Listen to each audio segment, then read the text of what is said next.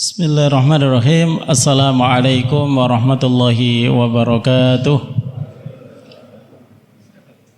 Alhamdulillah nahmaduhu wa nasta'inuhu wa nastaghfiruh wa na'udzu billahi min syururi anfusina wa min sayyiati a'malina.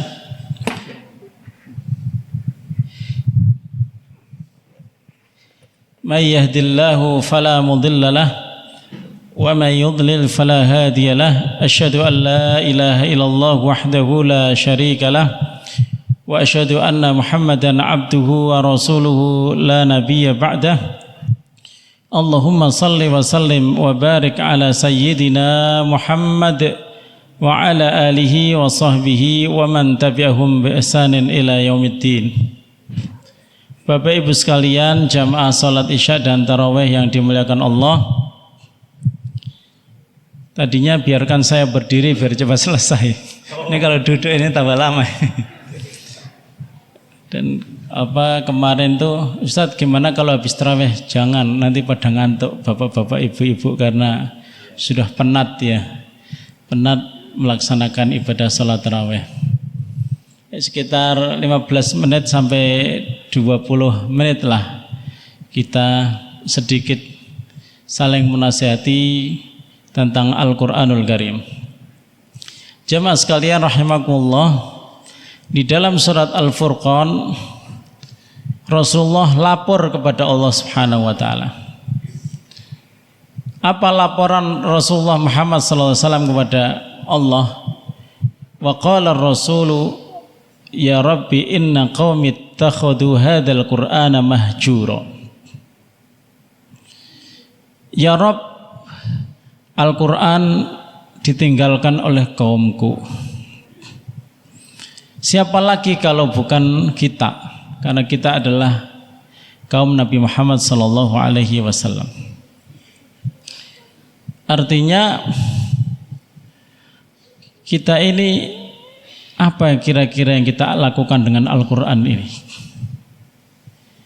Apakah sudah membaca dengan membaca yang benar? Di dalam surat Al-Baqarah disebutkan alladzina atainahumul kitaba yatlunahu haqqa tilawatihi ulaika yu'minuna bih. Orang-orang yang telah kami turunkan kepada mereka Al-Quran, kemudian mereka membaca dengan sebenar-benar membaca, mereka itulah yang betul-betul disebut orang yang beriman kepada Allah Subhanahu wa taala. Kita bertanya kepada diri kita sendiri, sudahkah kita membaca Al-Qur'an di rumah? Ataukah kita lebih suka memperdengarkan lagu-lagu dangdut, lagu-lagu pop? Ya. Karena zaman sekarang ini medsos penuh dengan godaan dan fitnah. Bahkan kita sendiri ketika nonton ceramah di YouTube itu kadang-kadang iklannya juga dangdut. Betul-betul luar biasa. Kita di zaman yang mungkin Rasulullah lapor itu sudah pas. Ya Allah, umatku ternyata meninggalkan Al-Quran. Berapa yang sudah kita baca di bulan Ramadan ini? Ada yang mengatakan saya pengikut Syafi'i misalnya. Imam Syafi'i menamatkan Al-Quran selama Ramadan itu 60 kali. Ya, kalau ikut Syafi'i ya silakan. Jenengan ikut Syafi'i Pak? Syafi'i apa Syafi'i? Bang Syafi'i ya? Jadi bainas sama'i was sumur, antara langit dan sumur gitu kalau istilahnya orang zaman sekarang. Apakah bacaan kita sudah standar? Bacaan yang sudah standar bagus itu menjadi incaran para malaikat, Pak. Jangan kepengen rumahnya itu selalu dikunjungi malaikat. Perbaiki bacaan Al-Quran. Baca di rumah. Siapa yang pernah mengalami itu, yaitu Usaid bin Khudair, sahabat Rasulullah sallallahu alaihi wasallam.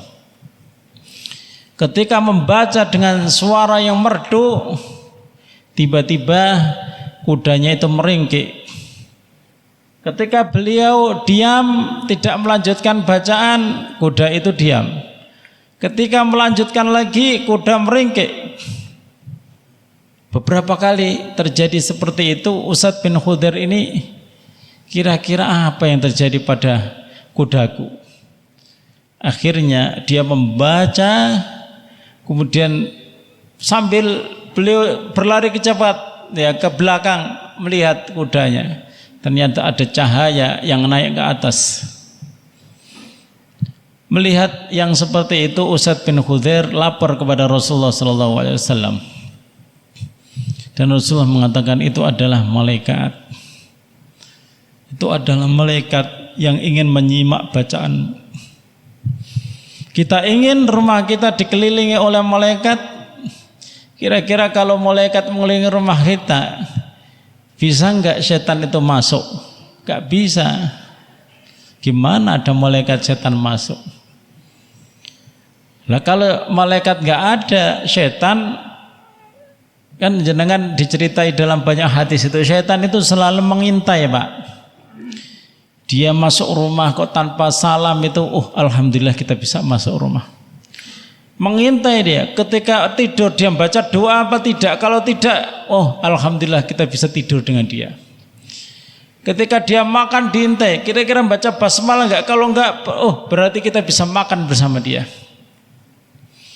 Sampai akhirnya setan itu betul-betul menjadi teman setia.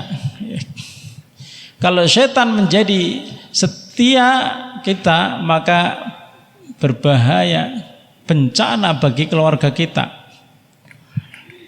Sampai Rasulullah sallallahu alaihi wasallam dilapori, dzukira inda Rasulillah man shalla subha malam yusalli subha hatta asbaha.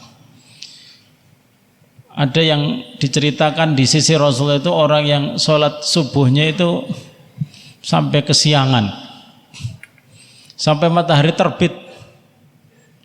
Kata Rasulullah, dalika bala syaitanu fi udunai, berarti orang tersebut dikencingi sama setan. Itu makna pertama. Ada yang mengatakan bukan subuh, tapi dia bangun sudah subuh, itu yang dikencingi. Itu ada dua, Pak, maknanya. Lam yusalli subha hatta asbah, itu belum sholat sampai dia bangun itu pagi, itu maksudnya pagi itu ketabrak subuh, belum sholat witir atau sholat malam, itu sudah dikencingi. Kira-kira kita ini gimana jamaah sekalian rahimakumullah? Apakah sholat subuh kita itu sudah rutin di masjid atau belum? Kalau seandainya kita sudah rutin, anak-anak kita itu sudah rutin ke masjid apa belum? Al-Quran kalau kita jadikan sebagai penghias suara dalam keseharian, anak-anak kita akan terbawa menjadi ahlullah wa khasatuh, yaitu keluarganya Allah dan punya hubungan yang khusus dengan Allah. Kita tahu jamaah sekalian rahimakumullah, di antara yang menyelamatkan kita dari adab kubur adalah Al-Quranul Karim. Jadi dalam sebuah riwayat, orang yang terbujur kaku yang kemudian dihidupkan lagi itu kan ketika dikubur, masuk kuburan itu kan ketika yang mengantar pulang belum keluar dari kuburan ya, masih terdengar suara telapak kakinya cetok-cetok gitu. Itu kan sudah datang malaikat mungkar nakir, Pak. Enggak lama, Pak. Enggak pakai lama malaikat mungkar nakir itu. Kalau orangnya baik, maka mungkar nakir itu tampilannya itu baik, cakep gitu, Pak. Jadi yang didatangi, dibangunin, apa betul tadi dibangunin? Ya jangan coba sendiri aja kalau enggak percaya. Ya. Apa betul dibangunin? bangunin Pak. Kalau dia itu orang baik, yang membangunkan itu adalah malaikat mungkar nakir dengan rupa yang baik. Tapi kalau dia buruk, maka mungkar nakir menyesuaikan Pak. Ketika mau diazab, manusia itu dibagi menjadi 3. Mau dihajar bagian kakinya, ini ada dalam hadis Pak. Mau dihajar dari sebelah kakinya, mau dihajar dari sebelah perutnya, mau dihajar dari sebelah kepalanya. Ketika datang dari arah kakinya, malaikat melihat, waduh kakinya ini suka pergi ke masjid, maka perjalanan dia rutin ke masjid menyelamatkan, dihajar dari kakinya. Kemudian dari tengah, dari perutnya datang itu malaikat, waduh dia itu suka bersedekah, coba lihat tangannya itu ada bekas-bekas dia memberi sedekah. Kalau masalah harta dia itu sangat lomo, dermawan, jangan selamat lagi Pak. Lalu sebelah kepalanya dihajar aja. Datang ke sebelah kepala, ternyata dia suka membaca Al-Quran jamaah sekalian rahmatullah. Sehingga tidak ada kesempatan bagi malaikat mungkar nakir untuk menyiksa di alam kubur. Siksa kubur itu nyata dan fakta jamaah sekalian rahmatullah. Jangan dianggap itu cerita-cerita saja, jangan. Itu adalah fakta. Setiap kita habis membaca sholawat Ibrahimiyah, di dalam sholat kita disuruh untuk berlindung dari 4 hal.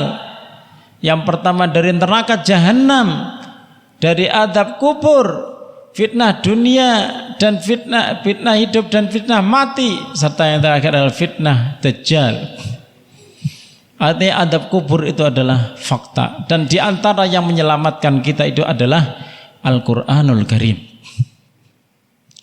Nanti di akhirat juga begitu. Kita mengangkat derajat kita sendiri dan mengangkat derajat orang tua. Kalau mau menjadi anak yang berbakti, jadilah orang yang dekat dengan Al-Quran.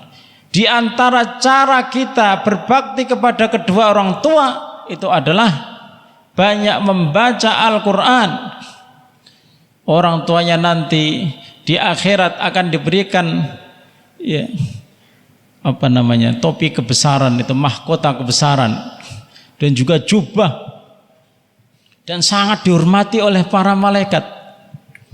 Sampai kaget bapak ibunya, saya ini ibadahnya biasa-biasa saja, kalau sholat juga tidak begitu rajin ke masjid gitu. Tapi kenapa saya kok sangat dihormati? Apa kata malaikat? Karena anakmu lah yang setiap hari itu membaca Al-Quranul Karim. Kalau memang sudah nggak bisa ngasih duit bulanan kepada orang tua, ya baca Al-Quran yang rajin. Jangan sampai ziarah kubur ingin membaca Al-Quran, tapi yang terjadi itu malah apa? Dia membawa HP Pak, nyetel YouTube, bacaannya sudes. Anaknya delohom aja membacakan surat Yasin tapi melalui mulut YouTube gitu. Imam-imam YouTube. Nah, ini kan. Ini jamaah sekalian rahimakumullah. Jadi innallaha yarfa'u bihadzal kitabi aqwaman wa yadau bihi akharin. Allah mengangkat derajat dengan kitab ini, dan Allah juga membuat derajat orang itu rendah karena juga Al-Quranul Karim. Ini bagi anak-anak ya. Ini kan sekarang ada banyak kemudahan, TPA, TPQ, dengan sistem baca Al-Quran cepat. Setiap hari anak-anak itu harus membaca Al-Quran dan dibenarkan ya, ditashih kesalahan-kesalahan bacaannya. Ya, diantar ke rumah tahfidz diantar ke rumah TPQ, tempat pendidikan Al-Quran, dipastikan anaknya itu menjadi generasi Al-Quran. Jangan sampai kembali gadget itu menjadi kenikmatan anak kita yang melalaikan dari Al-Quranul Karim. Makanya alladzina atainahumul kitaba yatlunahu haqqa tilawatihi ulaika yu'minuna bih. Mereka yang disebut beriman kepada Allah, beriman kepada Al-Quran, yang mereka betul-betul haqqa tilawatih. Sampai jenengan itu merasa bahwa ketika saya membaca Al-Quran saya menikmatinya.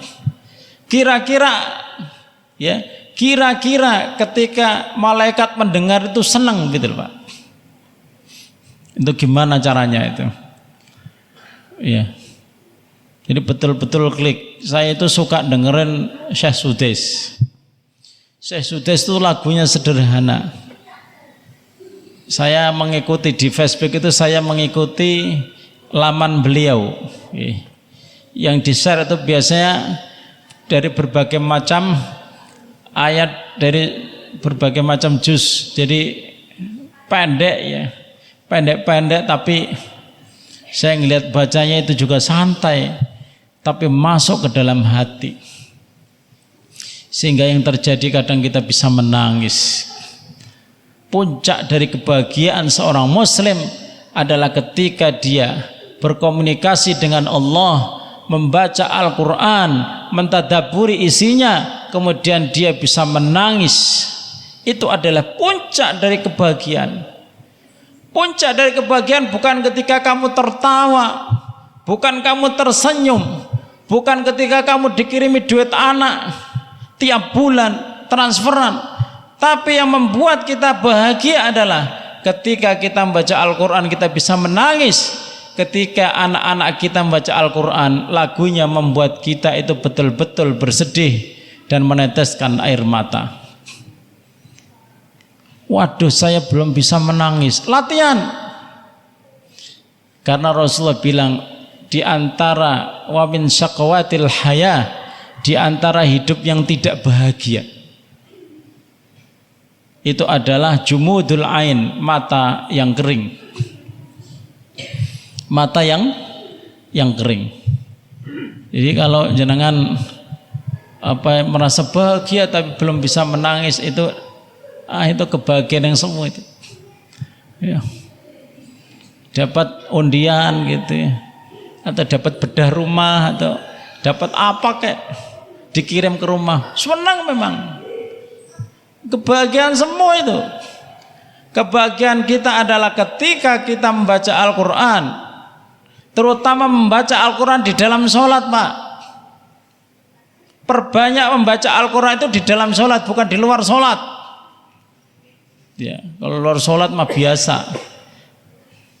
Makanya kata Rasulullah, man qara'a asyra ayatin minal Quran lam yuktab minal ghafilin. Kalau dia membiasakan sholat malam dengan membaca 10 ayat saja dari Al-Quran. 10 ayat itu kan Qul huwallahu ahad sama Qul a'udzu birabbin nas, itu sudah 10 ayat gitu. Biasakan sholat malam dengan 10 ayat, itu termasuk orang-orang yang tidak lalai. Artinya keluar dari zona kelalaian gitu. Berarti kalau enggak ya boleh jadi kita masih tergolong hamba-hamba yang lalai gitu. Dan man qara'a mi'a ayah, siapa yang baca 100 ayat, fahiya minal qanitin, dia dianggap sebagai hamba yang taat. 100 loh Pak, 100 ayat ketika sholat malam. Ya apa, nanti dihitung dewi lah surat apa saja ya. Ya, surat Tabarok, tambah Nun, tambah satu lagi Al-Haqqah. Lumayan Pak itu Pak. Jadi 100 ayat. Apa boleh kalau kita sholat malam pakai mushaf karena nggak hafal? Nah itulah, karena nggak hafal boleh-boleh saja lah. Tapi ya kalau membaca gini lampu mati terus macet gitu, nggak bisa melanjutkan Pak. Iya kan? Selesai. Allahu Akbar. Walaupun sudah sepuh, sudah berumur, itu tetap hafalan harus ada progres loh Pak. Ojo jenengan terus, aku cuman hafal setengah juz 30, udahlah dari Wadduha sampai An-Nas, sudahlah. Jangan Pak. Harus ada progres terus ya. Jangan sampai diam, waduh. Setiap ngimami kok itu aja. Setiap ngimami kok itu aja. Orang makmum juga nyimak Pak. Jangan dikira makmum itu enggak nyimak. Ya. Ada sebuah masjid itu bacaannya bagus, tapi pakai ayat itu aja. Bacaannya bagus. Dan seringnya itu baca dari mushaf Pak. Di sini ada sih, saya lihat itu ada mushafnya, cuman nggak usah dipakai aja biar imamnya ngapalin. Ya. Soalnya ono imam sing males ngapalin Pak, mungkin males murojaah gitu, dia pernah hafal mungkin, tapi males murojaah, akhirnya apa? Baca. Beberapa kali saya dengar itu antara dhamma dan fathahnya itu salah itu Pak. Itu kan bisa parah itu. Dhammahnya Al-Quran dibaca fathah itu bisa parah. Misalnya surat Fatir misalnya nih ayat innama yakhsyallaha, itu kan aslinya fathah Pak ya. Innama yakhsyallaha min ibadil ulama'u gitu.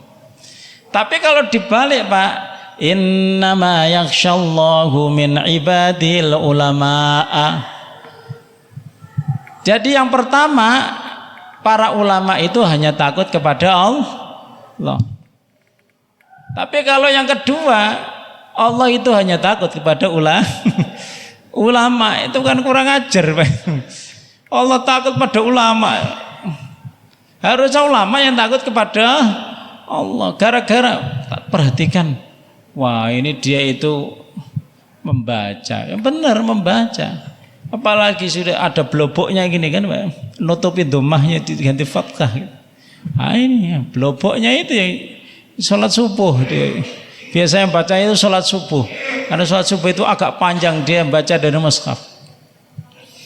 Jadi kita itu harus ada progres hafalan, nggak boleh kita berhenti menghafal Pak. Kalau ingin kita tidak dikembalikan ke umur yang paling rendah. Apa umur yang paling rendah? Kepikunan Pak. Yang ditakuti orang tua itu kan kepikunan. Karena sudah pikun, kita interaksi dengan mbah-mbah yang sudah pikun itu agak repot Pak. Dia sendiri repot dengan dirinya, merepotkan orang lain. Ya itu bagian dari ujian dia. Cuman selamatkan kepikunan kita dari kepikunan dengan apa? Di antaranya menghafal Al-Quran atau sering membaca Al-Quran dengan memahami makna-maknanya. Seperti itu. Wah sudah panjang Pak, saya takut jenengan nanti ngantuk gitu. Sini tarawihnya pinten nih? 11 ya, bukan 23 ya. Tapi kayaknya sudah panjang ya. Mudah-mudahan sedikit yang saya sampaikan. Sekali lagi, apa kira-kira yang bisa disimpulkan dari tadi? Yang pertama, perbaiki bacaan Qur'anmu biar malaikat itu yang sedang terbang di langit itu menuju ke jenengan. Ada malaikat itu dari atas tuh ngelihat rumah yang dibacakan Al-Quran itu bercahaya Pak. Wah rumahnya si Ahmad itu, ayo di daerah Babatan Pratama. Oke.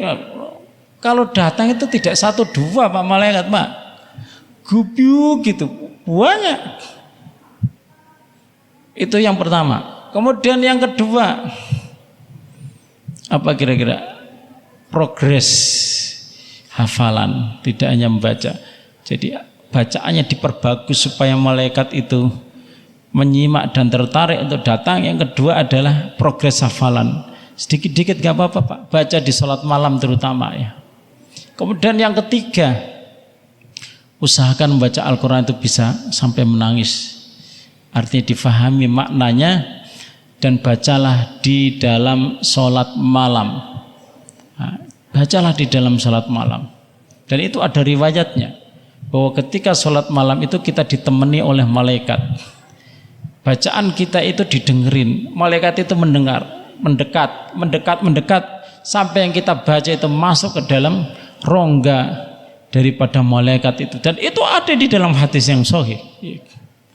Kalau kita tiap hari ditemani malaikat, maka bisa dipastikan ibadah kita akan bagus, keluarga kita akan sakinah, dan rumah kita itu akan sejuk, Pak. Mudah-mudahan Allah Subhanahu wa taala memberikan kita kekuatan iman untuk melaksanakan perintah Allah, menjadi hamba-hamba Allah yang dekat dengan Al-Qur'anul Karim. Aqulu qouli hadza wa astaghfirullahal adzim li wa lakum. Assalamualaikum warahmatullahi wabarakatuh.